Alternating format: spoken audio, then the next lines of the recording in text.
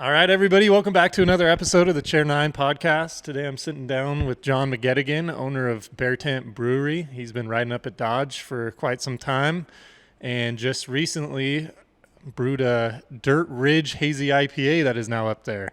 So, John, why don't you go ahead and introduce yourself for the listeners? So I'm John McGettigan. I'm one of the owner brewers of Bear Tent. There's actually two of us. My business partner, Ben Deutsch, he's the other owner, brewer, snowboarder, local guy. Okay, awesome. I didn't know that. Good to know. Rad dude. Good to know.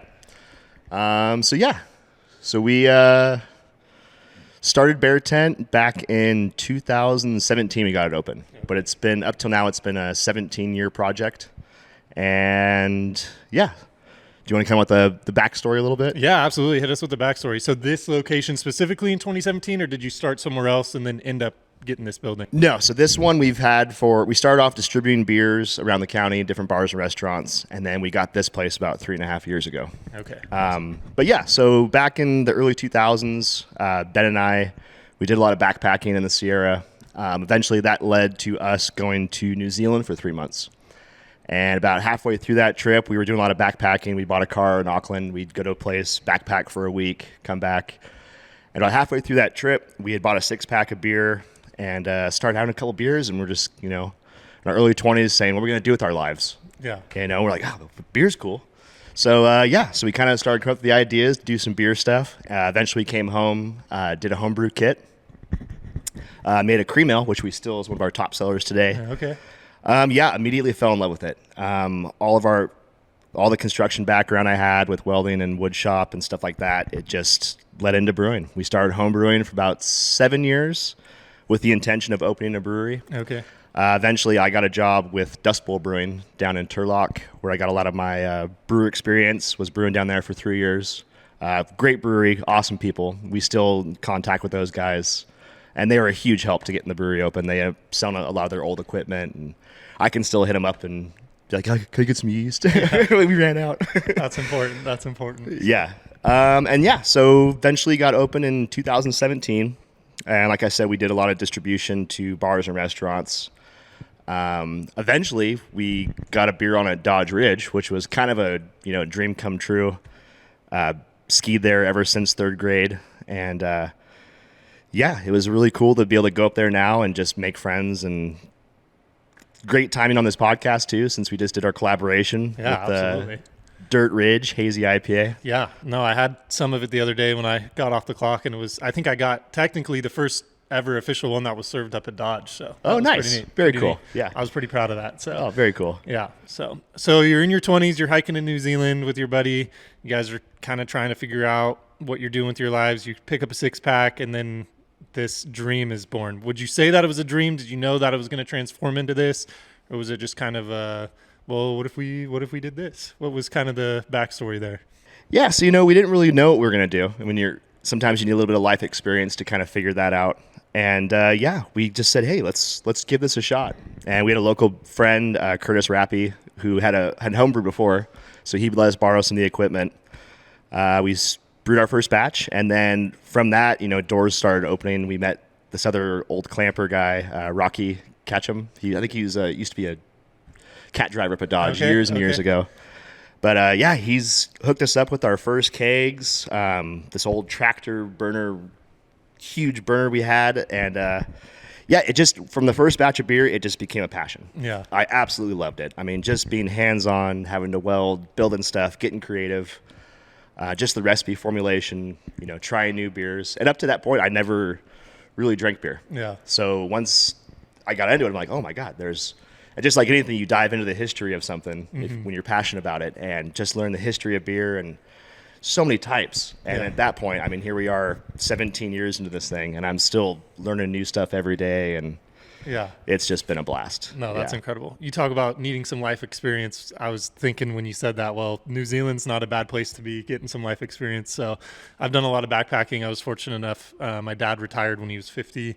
We hiked the John Muir Trail together, and I've just been an avid outdoorsman ever since. And some of my best experiences and thoughts, and it's just a great place to be in the mountains and get some of that life experience. So it's cool to see it transfer over too. And be in a career where I am outdoors and able to, I mean, now kind of shifting from being patrol to marketing and come down and talk with you. So yeah, no, it's been awesome. So. That's cool because one of the things Ben and I, both being snowboarders, we love the mountains. It's always a huge inspiration for us. And one of the things we like to do is have our board meetings. Okay. You know, so go snowboarding up in the mountains. You know, much better place to have a board meeting inside of a sheetrock office space. Yeah, so absolutely. I have to agree with you there. One of the things I like to do when I'm backpacking too, and I've brought some of your beers along the way, is if I climb to the top of a mountain, I like to have a summit beer. So just a beer up top.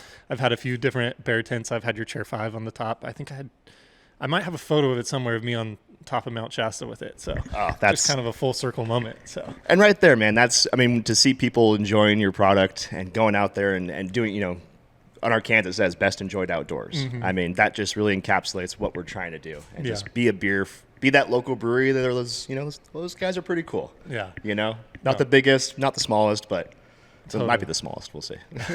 Totally. So you talk about Bear Tent being a smaller brewery, and kind of the comparison that I draw that to is Dodge being a smaller resort. It's not a huge resort. You know, we're not the Budweiser of resorts, but can you kind of touch on what it means to be a smaller resort and or brewery, and kind of what goes into that and the perks that come with that? Flexibility. I mean, being able to go with the flow. I mean, that's huge. I mean, being small, there's so many constant different changes that are coming at you. I mean, look at this year with you guys. We're having that low snowpack, but what are you doing? You're hauling snow from the top of the mountain. You've got dedicated, passionate people who are doing that hard work. I mean, that's us. I mean, sometimes we're having to brew this beer and we run out, you know, and it's like, uh-oh.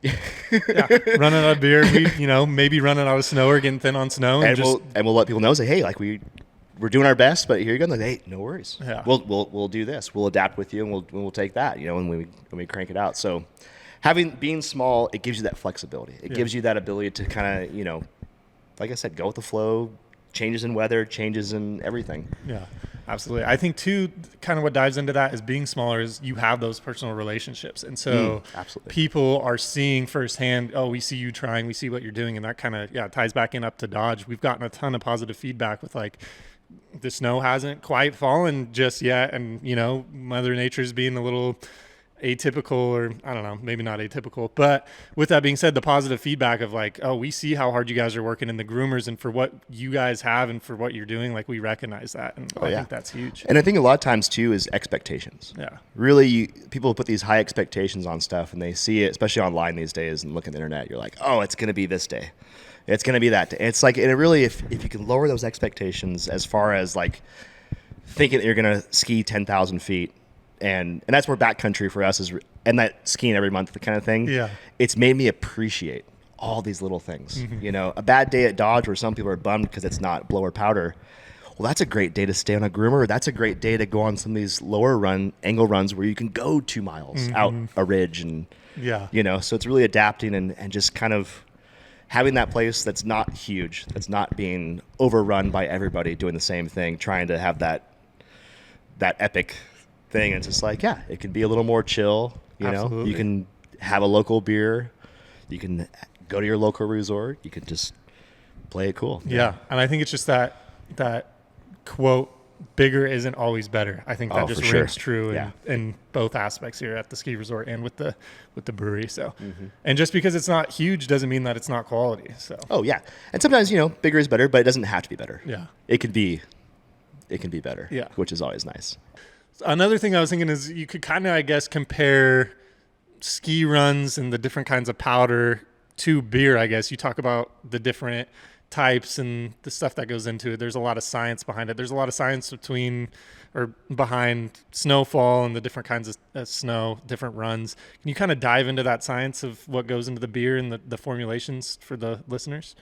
I mean, there's only real 4 ingredients to beer, and that's water, hops, barley, and yeast. So from there, you get creative, and there's different ways that barley is produced, where you have different roasting levels. You know, you've seen beer from light colors to dark colors. So, I mean, you got all these options of different crystal malts and different flavors you can play with. Different hops from different varieties, different regions around the world, you know. So every spot is unique and different. We get grain that comes from up near Mount Shasta, Idaho, Yakima Valley, all these different places, German malts. And each one of those places has that unique flavor and uniqueness to that area and that climate. I mean, just up here in the Sierra, we have such different snow than you do in Colorado, and a little more stable snowpack. No, exactly. A little more consistency, which is good in beer also. Being consistent and trying to get your recipes down. But just like every year, it's different. You get high rains one year, you get a different kind of barley. It's different. It's a every year is a different thing. Yeah. Wine always gets that credit for being this, brew with nature and beer is science. But really, we're working with these natural ingredients, and every year is different. Different hop levels or different oil in different hops and different things. So yeah, it's really, it's our planet Earth, man. It's this whole thing. It's all connected. Totally. For sure. That's really neat. So you started off with the home brewery. You had some other people help you along the way. With that home brewery, is that just like in your garage? So what goes into it being a home brewery as opposed to now that you have a location? Is it a different title or? Yeah. So starting off home brewing, anyone can do it. You can convert an old keg or an old cooking pot. You can brew in a bucket. It's really simple to get into. But starting there, it was just more about learning beer and reading about it, and just because the idea of opening a brewery is so far out there, but you can do it in your kitchen. So just by doing that, and getting to this point where we're brewing consistent beer, but there is that moment where we're like, okay, well, we need to, if we're going to do this, we need to do it right. Yeah. So that's when I was able to get a job down there at Dust Bowl. Okay. And it was funny because I was actually applied to Dodge at the same time. That's funny. I was going to try to do what position? I was going to try to do ski patrol. Okay. And I remember they were like, come on up, you're ready to go. And then I got that call. I'd randomly applied down there, and then they called me back and said, you're hired. And I was just kind of like, well, I want to start a brewery. So that was kind of that transition. And I think I made the right choice. Yeah. Because now I get to hang out at Dodge and don't have to shovel snow. Absolutely. and people can drink your beer up there now. Oh, yeah. It's like I said, it's a dream come true from the place, that I grew up skiing till now. It's been a cool ride. Awesome. Can you kind of dive in? So we have your home brewery and kind of the beer background. Can you dive into your background up at Dodge and writing? You said you applied for being ski patrol. Oh, but man. Just before that, what's your history with Dodge Ridge? Yeah. So my first time was a school ski trip in third grade. I went up to Dodge, and it changed my life. I mean, getting to go on that chairlift for the first time, it's life-changing. I mean, for a young kid. And then after that, I was hooked. And I begged my mom to get us up there. Didn't have a whole lot of money growing up, just because I was the youngest of 7. Okay, but I'm not the youngest. There's 9 of us, so in the same boat. Yeah. It's wild. Yeah, it's wild. Dinner time is wild. Oh, yeah, absolutely, never boring. Never boring. That's right. So yeah, but like I said, the ski trip, and then eventually, I think around 5th grade, I got into snowboarding, and from then it clicked, and that's just been. I remember when we were 16, I got my first, back when they used to do the Sunday pass. Buddy and I got our license, and we would go up there every Sunday. And that was the year I really started seeing the progress, learning that you had to go fast. If you went, the faster you went, the easier it was. Yeah. So, and then that eventually just kept going through high school. Every year I'd start getting a season pass, no brainer. And then, then eventually that led into Backcountry, which was pretty cool. That New Zealand trip, it was funny because from that one trip of, leaving your comfort zone and getting out there into the world, we figured out that we wanted to start a brewery. And we were also at one point staying in these huts up near Mount Cook area. And we're hanging out, and we see these 2 mountaineer guys roll in. They got ropes around their necks, crampons, ice axes. And we're sitting there, and they got these maps on the table, and they're talking about what they did that day and like what they're going to do tomorrow. And we're like, we finally worked with the courage to ask these guys, like, hey, like, what are you doing? Like, how do you do this? He's like, don't do this. If you're going to do this, you're going to die. And we're like, but if you want to do it, go and take a class on ice axe, blah, blah, blah. So we came home, took that class on ice axe glacier travel with Mountain Adventure seminars in Bear Valley back in the day. I think Aaron Johnson and his wife, Kimmy, were running that at the time. And so we did that class. We went up and we did some climbing up at the Sonora Pass. And I remember we were glyciding down, which is where you kind of slide on your butt, using your axe to kind of control your speed. And it's so funny. Ben and I roll over this edge, and we stop, and we're looking at each other, and we're like, I wish we had our snowboards. And then we're like, okay, next year we're going to go get an avalanche class, and we're going to get into this. So that led to taken an AV course with McGettigan. Cut my first split board. I bought I think when it was Noah's boards from Board Sport back in the day. Okay. And cut that thing in half, bought the kit from Volet, and got into that.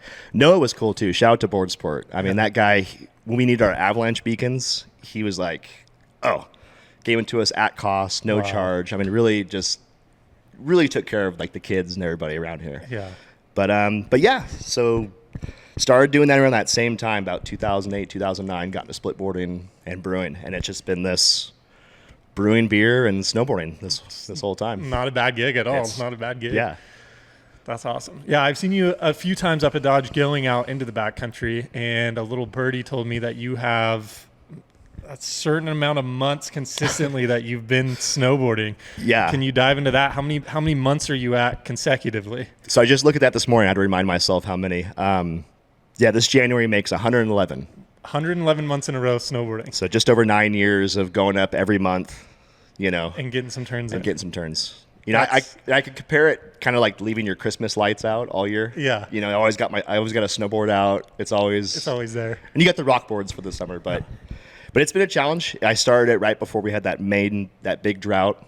So it would be a lot of miles in the Sierra to get to like a patch of snow. Yeah, I was going to ask, obviously the winter months, there's plenty of it. If it's a good year, there's plenty of it. But June, July, and August. Oh, September's rough. September's rough. Okay. Yeah. Yeah. Where are you? So you're just hiking on foot with your board and trying to find anything you can get some turns on? That's it. What allows? Is it just one turn? Is it two turns? Do you have it's got to be this many? From what I've read, and there's guys out there that have, like in Colorado, have like 300 months in a row, and so it's just one of those things where it's like this group of people that try to do it. But personally, I think as long as you've got a turn. Okay. I mean, turn. Sometimes I'll bring my fishing pole too, and that trip's a little bit more about the fishing than is the turns. Fair enough. But it's cool because it's led us into this adventure once a month, and it's so important to get out there all the time. So sometimes you can sit around and just be bummed it's not snowing or it's summer. But otherwise, you grab a board, go hike up there. It's beautiful. There's wildflowers. Yeah. Take a couple turns. And we've been really blessed over the years. Eventually, kind of tying our backpacking trips into going out. So maybe like hiring a local pack trip like Aspen or Canyon Meadows to pack us out there, go take a run on one of those bigger peaks. And a lot of times, there's some good patches up there. Absolutely. But there's been years where it's been really rough, and I'm like, what am I doing? I'm sure. Are you strategically picking a board that's like, I don't know if I'm going to get a core shot? Do you have a specific one that you take, or is it just just dependent? Yeah, it's definitely a rock board. Okay. And that's evolved over the years. Even the technology, I've now designed like a binding that you can just use your hiking boot in. Okay, there you go. Call it the third strap. The third strap. Wow. Yeah. I'll have to get a photo of that. Well, I don't know if it's not patented. I don't know if you. Oh man, just somebody make it for me, please. Yeah. Make it lighter than I'm making it. I'll flash a photo on the screen for people to see. That's pretty incredible. So in 111 months equates to 9 years. You said in those 9 years, where would you say has been your favorite places to take turns? I mean, there's got to be, or top 5. We can go top 5. That way it's not. The 108 corridor. 108 corridor. Home. Okay. I mean, your backyard is your best place. I mean, so many people travel so far to go to do this stuff when really it's just, you can spend more time locally in your home mountain or wherever you're at and just get more of an experience out of it. Yeah. And you start learning the more you put time into these places, you start learning and you start understanding when the best time to go, where the best time to snow. Like, this time of year there's a wind lip on the back side of this peak, and I know that usually holds snow, and it's actually pretty good snow. I've heard a lot of bad snow to find the good stuff. There you go. That's pretty awesome. I'd say that probably transfers back over using that same analogy, right? Where you spend a lot of time at home or in and around the 108 corridor, and you've narrowed it down to where the best snow is. I'd assume it transfers over, and it's the same as far as brewing beer goes, where you spend time at home, you spend, years. How many years did you say you've been doing it now? 17 years. So 17 years making it. I'm sure that experience kind of transfers over the same way. Oh, yeah. Yeah. And you find inspiration in all kinds of different places. I mean, having a beer from another brewery and saying, whoa, or getting to talk to another brewer and say, what were you doing here? But it's definitely, it's like I said, everything's kind of connected in a lot of these ways. And it's a really good combination having these passions that kind of overlap. Yeah. So having them overlap and then taking that beer and the snowboarding and all the experience that you've gotten from both of those things, and then being able to make the Dirt Ridge Hazy IPA for your hometown resort. Can you just kind of talk on that and what that feels like? That's funny because it's like a beer like that, you know, we kind of like our traditional brewers, like we love the German styles, and a hazy is kind of a beer that's like, you know, brewers kind of turn their nose up at it. And we kind of waited to brew it. And I was like, well, you know, it's what people want. And then as soon as, you know, we were contacted with you guys and they're like, hey, let's do it. We're like, you know what? Okay, let's give the people what they want. Let's give them a hazy. And so it's really fun to, you know, challenge yourself as a brewer and do these different beers and, you know, and do it in a way that you feel, you know, is legit. I mean, putting that passion behind it and really putting that effort and doing something the right way. Yeah. You know, and that's one of the fun things about being a small brewery is we get that ability to just have full control on these beers and just really put that time and effort into it. And it's cool. And it's neat to be able to sell it locally and hear those reactions. Yeah. Hear you guys say, oh, it was delicious. Or, you know, people in the mountains, hey, beer guy. That's like, yeah, you know, cool. Right on. No, that's really neat. So from when you were contacted to it now being up there, what is that turnaround time like? Is there a schedule? I mean, a brew day typically is about an 8-hour day if everything goes right. But, you know, beer is beer. It's like the weather. You never know. So typically it's an 8-hour day. And then for the beer, it's about a 4 to 6 week conditioning time, depending on the style. Okay. What goes into that conditioning time? What's going on during that 4 to 6 weeks? Yeah. So different types of beers require different things. Like lagers require more time at lower temperatures. Ales, you know, like your IPAs, stuff like that. There's a little more warmer temperatures and require a little less time. Okay. So what was required with the hazy then, with Dirt Ridge specifically? Fresh. Okay. Fresh is key. Yeah. And using hops. We use the Australian hops, the Galaxy hops. Okay. Very tropical, very delicious. A lot of oats, barley, stuff like that. A couple other things that, you know, we'll keep proprietary. Yeah, there you go. Yeah, I got to keep that secret recipe. Keep the haze in there. That's key these days. So how many beers do you have total now that you sell? Do you have a count off the top of your head? Yes. Well, here at the tap room, we always have 14 beers on tap down here. And but there's so many different recipes, and it's hard. We're limited by tank space on what we can brew and what people really want.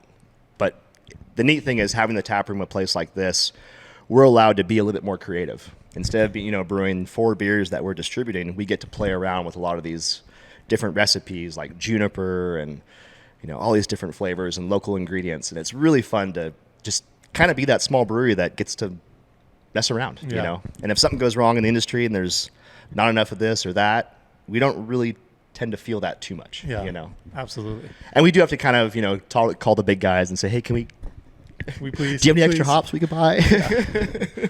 I'd imagine that in the 17 years you've been doing this, you talk about the connections with Dust Bowl and local businesses and being able to sell your beer in these places. You've established a lot of connections. What is some of your favorite connections that you've established along this 17-year journey? Man, yeah. I mean, between, like I said, with you guys, Dodge Ridge, my favorite mountain, Kenny Meadows, the pack station up the hill, those have been awesome. Even locally, Pizza Plus. Okay, down the road here, yeah. Yep, right here in Jamestown.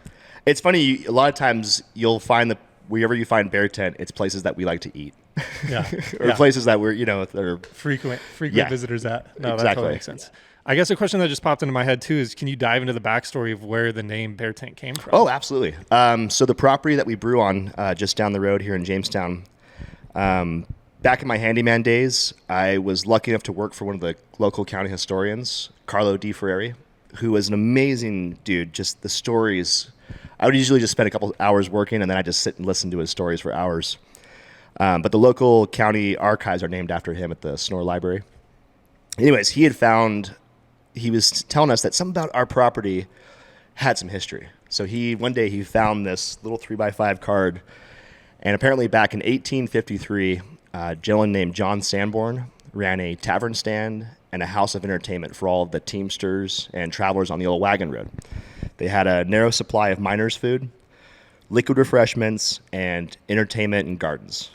I'm sure entertainment can go a lot of ways, Yeah, but a lot of different ways. so that on that property, so there was a big stone foundation and then a huge canvas tent up on it with an enormous grizzly bear hide outstretched on that. All right. And I remember that at that time we had grizzly bears all the way up until 1920, I think. Okay. The last one was extirpated. So yeah, we saw that name and we're like, that is so much better than Bottom Feeder Brewing. Bottom Feeder, what you were going to go That with was the it? original Okay. Bottom Feeder. Yeah.